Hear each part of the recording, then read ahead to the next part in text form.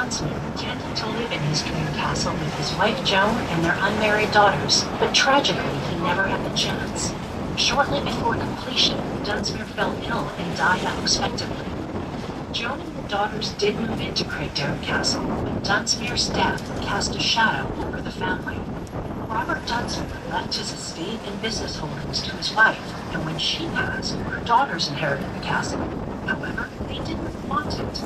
So the castle was won in a lottery by a local businessman who never moved in. Instead, he drew loans against it that he never paid back. The bank repossessed the castle and leased it to the federal government, and then it reverted to the city of Victoria. The city put the castle to good use. It housed a military hospital for veterans of the First World War, as well as Victoria College and the Victoria Conservatory of Music. Today, it's a museum owned by the Craigdarroch Castle Historical Museum Society. Well, you can well imagine what all this property looked like 150 years ago. This is all part of the Craigdarroch Castle. Mentioned this property was subdivided. I'll tell you a little bit more about that in a little bit. There's some beautiful homes were built. Like this little shack coming up on the left-hand side behind this wall. Pretty easy to tell the original homes from the newer homes. Just due to the sheer size of them and the design. Also look at the heritage marks, which are usually on some of the posts. Right in front of the building is an oval shape, brass plaque, with heritage. Alright, I'll tell you more about this property in a couple minutes.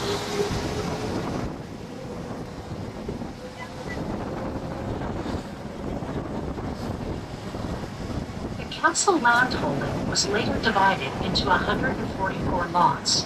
These were developed and soon established the current Rockland neighborhood. At the time of development, Victoria's most notable architects, such as Francis Rattenberg and Sam McClure, were commissioned to design the stately mansions you see here now, and Rockland was quickly known to be one of Victoria's most prestigious neighborhoods. Some of these homes are still lived in by descendants of Victoria's most historically prominent families, while others were converted to apartments as the need to accommodate large families and domestic staff decreased. But with stunning architecture, beautiful gardens, and a storied past, Rockland is still a prestigious place to live. Well, as the narrator mentioned, when Joan Dunsmuir passed away, she took the castle to her two daughters. The daughters did not want it. They weren't able to sell it. So they came to the subdivided all of this property into 144 one-acre lots. Everybody who bought a lot had their name entered into a draw drum. Once all 144 lots were sold, while they gathered everybody together, put a name on that draw drum, and that's a tell them what the castle.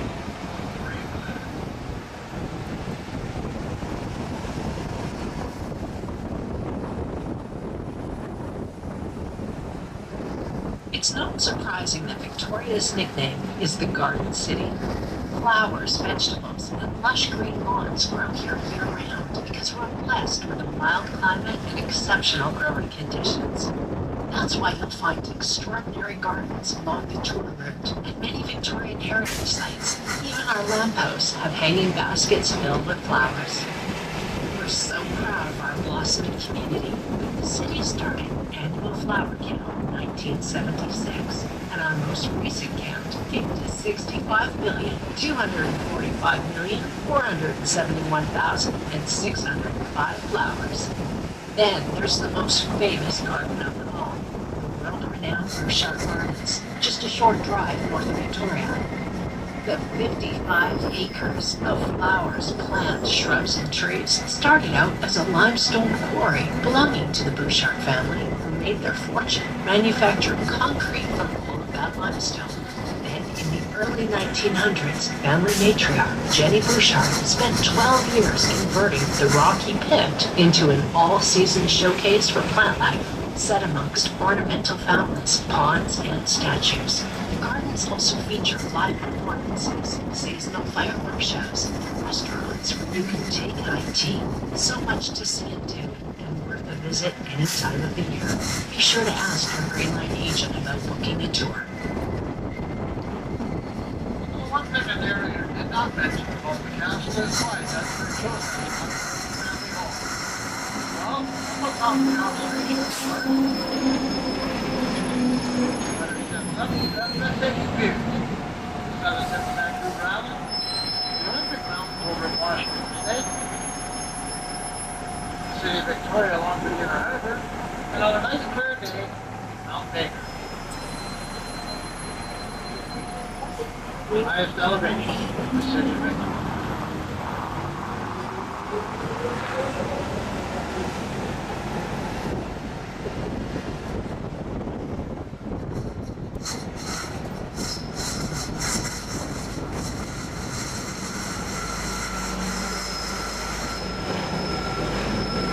They find it hard to locate, even though other Victoria has a population of over 375,000 residents. The region is made up of 13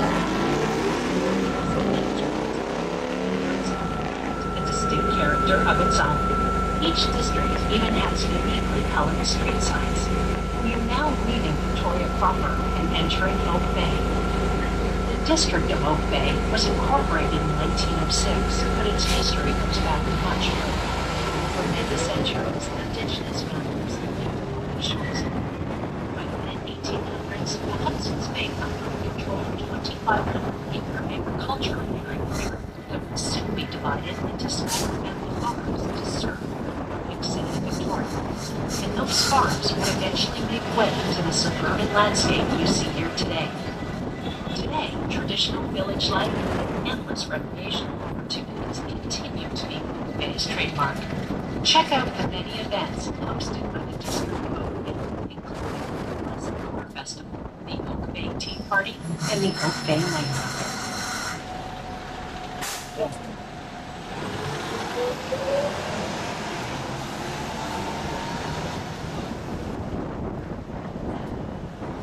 Our mild climate makes Victoria home to a variety of beautiful trees and forestry.